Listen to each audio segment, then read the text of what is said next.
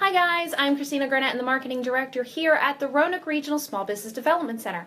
And today's FAQ is going to be about white hat versus black hat techniques for SEO. So if you've not heard of white hat and black hat, I'm sure that you've heard of SEO itself, which is search engine optimization, which is just a fancy way of saying how do you get found on Google when people are searching for your business, whether by the keyword or by the name itself. You want to make sure that people can find you. So in thinking about white hat and black hat techniques, there are going to be specific ways and specific techniques that you can utilize on site as well as off site in order to make sure that you're found on Google.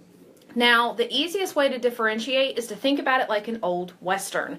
If you were watching an old Western and you had that high noon kind of scenario, you have the token good guy and you have the token bad guy, the good guy probably has a white horse, a white cowboy hat, all the above, whereas the villain has a black hat, probably dressed in all black, and he's going to be the bad guy. Well, it's the same way for SEO. So when someone's talking about white hat techniques, they're talking about doing things within the rules. They're actually using Google's rules and specifications in order to improve the SEO and the ranking of those links.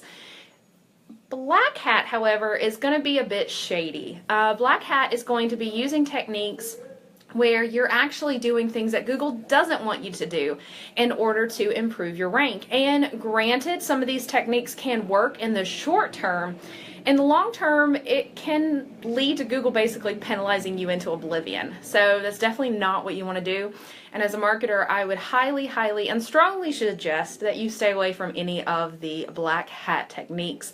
An easy way of figuring out if anyone that you're hiring is going to do some of these black hat techniques are these people who are Google experts who can hack Google and they know all the tricks and everything like that. Please stay away from that foolishness. It's not going to work out for you, and you would hate to be paying someone to do SEO for you and their work actually hurts you in the long run. It actually does a lot more harm than good. Whereas white hat techniques are going to be people who are doing exactly what Google has suggested them to do. And so there are definite steps that you can take in order to make sure that you are taking care of your site. So in preparation for our SEO and Google Analytics class, which is going to be next Tuesday morning, I want to kind of give you a nice little teaser today to let you know about some quick things that you can do for your business. So the first thing is you need to make sure that you have a Google My Business listing. So a Google My Business listing is completely free, and when anyone Googles your business by name, it's going to be one of the first things that shows up.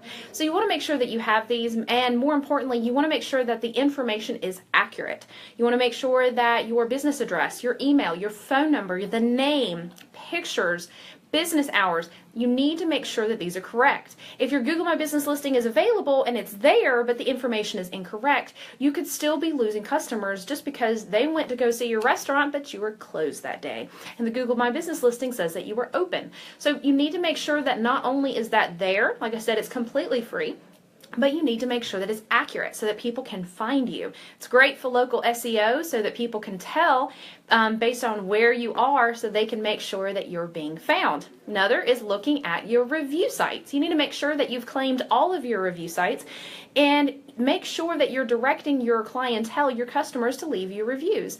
Everyone thinks about SEO and just making sure that Google, their website comes up on Google first, but I don't know many people who would not click on a Facebook page or on a Yelp page to look for something, thinking, oh, I was looking for a website.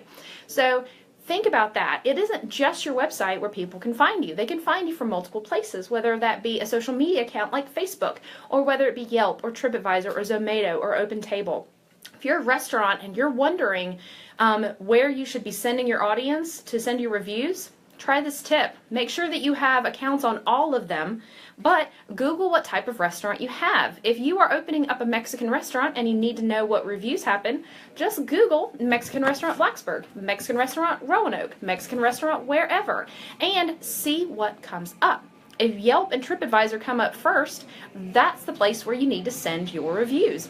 Plus, your Google My Business listing gives a perfect opportunity for people to leave reviews for you as well. And if you've learned nothing, then we all have our small little phones with us, and they act as little review catchers for us. So I'm not going to go see a movie without checking Rotten Tomatoes, and I'm not going to check a restaurant if I've never seen anyone, if I don't know anyone that's been, if I go on Yelp or TripAdvisor or Zomato or OpenTable and all the reviews are bad. So make sure that there are reviews out there. People will trust strangers, even if there's enough of those stars there. So keep that in mind. A lot of people on the Black Hat side will talk about backlinks. So be careful. That's usually one of the main things they talk about. And at the end of the day, when it comes to SEO and when it comes to backlinks and when it comes to anything that comes to your site, I need you to think quality over quantity. It's more about the content being good and relevant and what your audience wants. So get in the mind of your audience and think about what they want to see when they're on Google and what they want to see when they're searching for things. What sort of keywords would they be using? The keyword that someone would use if they're a 50-year-old that lives in the country or 20-year-old that lives in the city might be different, and you need to keep that in mind. So make sure that you are focusing on quality content. Make sure that you have got all of your review sites up to date. Make sure your Google My Business listing is set up and that all the information is accurate.